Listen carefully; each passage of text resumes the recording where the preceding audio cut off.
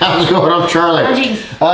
Thanks for tuning in to Multicasking. Yes, thank you. Oh my goodness, look at the head on this. Oh, Gene, we're gonna continue taking that journey down the independent bottler trail.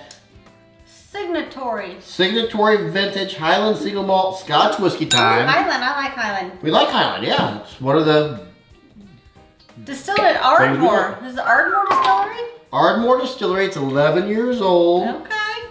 This is a unique bottle. I'm not certain I actually paid attention to the gloriousness of this bottle when we did the uncorking the other night. 58.7%. I can read it if I put it right here. That is excellent news. Because it's big letters. Shout out to big letters, and I still have to hold it way out here. Shout out to our optometrist, Jeremy Dram, who was on my state championship soccer team with me. Her eye doctor would be so proud of you right now. So this was distilled in 22nd of October 2009, Gene. Matured in bourbon barrel after Isla. I don't know what that sentence structure means. Okay. But it's a bourbon barrel that's been on Isla. The cask number 70, 63, 29, single cask, cask strength. Cask strength. Cask strength, Gene. Done. Gene, do you notice it says cask strength. Yeah. Also, Gene, fun fact. 700 milliliter bottle. This is not a 750. This is 700. And I'm digging the humongous pour hole on this thing. This guy is humongous. It's not 750, it's 700. It's a 700, yeah. It's 700, yeah. I'm missing 50. What do you get on the nose there, Gene? It's a weird nose. I'm not sure how to describe this nose. Well, it's peat. But I'm not, I know it's supposed to be, but I'm not getting a lot of peat on the nose. Not a lot. No, that's not a peat bomb. I get the barbecue lace chips. Do we have any other Ardmores? I think we have a Single Cask Nation Ardmore. I think we have a Scotch Malt Whiskey Society Ardmore. And now we have a Signatory series Ardmore. Tar. I'm going to go with...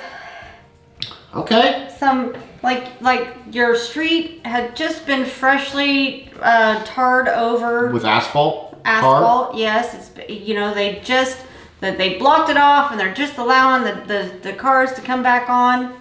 And I'm getting just a little bit of that. See, I don't get any tar though. I get the barbecue chip peat. I get medicinal peat.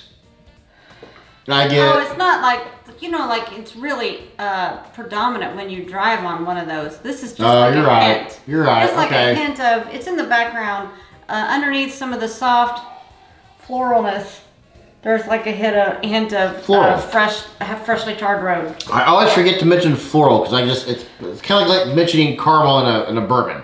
Right. I'm gonna have a go in. Have a go in. And as soon as I said I have a go in, I'm getting some seaweed. Like a salted. I'm getting like a salted pork loin. Yeah. Wow, that's flavorful. Does not come across on the nose. That was a punching in the mouth with flavor. I'm gonna have to go back in for everything. Okay. There's the peat. Peat didn't come in right at the beginning. Here's what happened. I got on the roller coaster ride, strapped in, and then I was like, okay, it's kind of soft, it's kind of creamy. There's some whatnots going on, like, you know, a little bit of whatnots, and then a little bit of pepper. Slap. Oh! A little bit of peat. Ow! Yeah, I'm still on the roller coaster, still there. What's happening? You have to kiss my face. You just accosted me. That doesn't count. I love when a whiskey surprises me. The nose is like, yeah, I get some of this and this. It is as flavorful as you can get. Peat's there, the lemon custard, celery salts, maybe some ground up cashew dust, because that's a thing. I get a ton of different notes in this. And for some reason, never had this before, I'm getting an omelet. Don't know why I'm getting an omelet. Maybe it's, where are the little chives on the omelet? Like the egg, like a fried egg type of omelet egg, yeah. On the palate. I am here for everything that this is on the palate about. The finish is long finish. With the peat smoke, the brine, salt and pepper. I'm all about it. You already had water. I've only had one sip.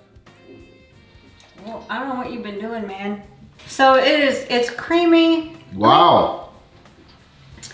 It's not I would say it's not the most flavorful thing that I've had, but it's creamy, it's floral, it's light fruits, but it's just all married well in my mouth. That's interesting you say it's not the most flavorful thing you've had. I'm going to compare this to, if I want a Scotch that is flavorful, I'm probably going to come to this because in my mind this is a comparison to the Abunda, the Aberlour Abunda. If I want something that's just delicious and caramel for Scotch, I'm going to the Abunda. I'm going to that one. Okay. But This tastes nothing like Abunda. But we're talking flavorfulness. Flavorful. This to me is packed with flavor that I'm all about. All right. I get lemon lime. I get a ton of notes I don't normally get.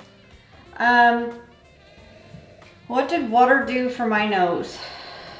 Watered everything down. It's muted now. Yeah, it didn't really change too much on the nose.